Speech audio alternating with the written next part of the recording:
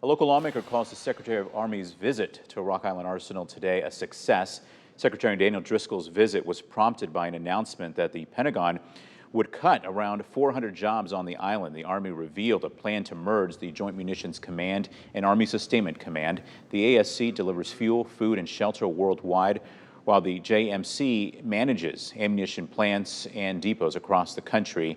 Both are headquartered at the Arsenal. Although media wasn't allowed in the meeting today, Haley Bickelhaupt caught up with lawmakers afterwards, hearing what changes are coming. Good evening, Haley. Hey, John.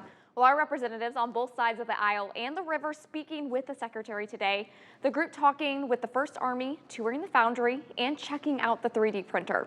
Well, Illinois Representative Eric Sorensen says today's visit was about highlighting the Arsenal's value.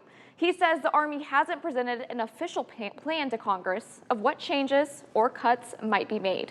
And although it wasn't mentioned today, Sorensen says in previous meetings on Capitol Hill, the Army says job reductions in the near future could create more positions in the long run.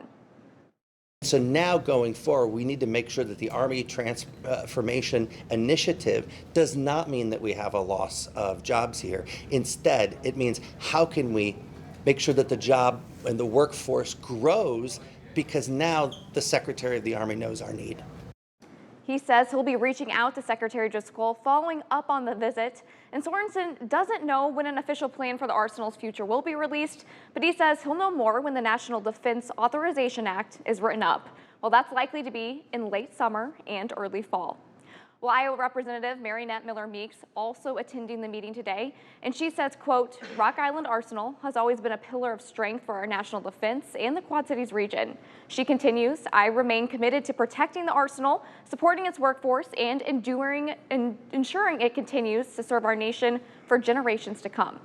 In March, Durbin, Duckworth, and Grassley introducing legislation boosting the workload at the Rock Island Arsenal.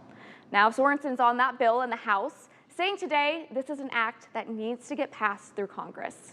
John. All right, Haley, thank you. The Arsenal employs over 6,200 people. It also contributes over $1.2 billion to the local economy each year.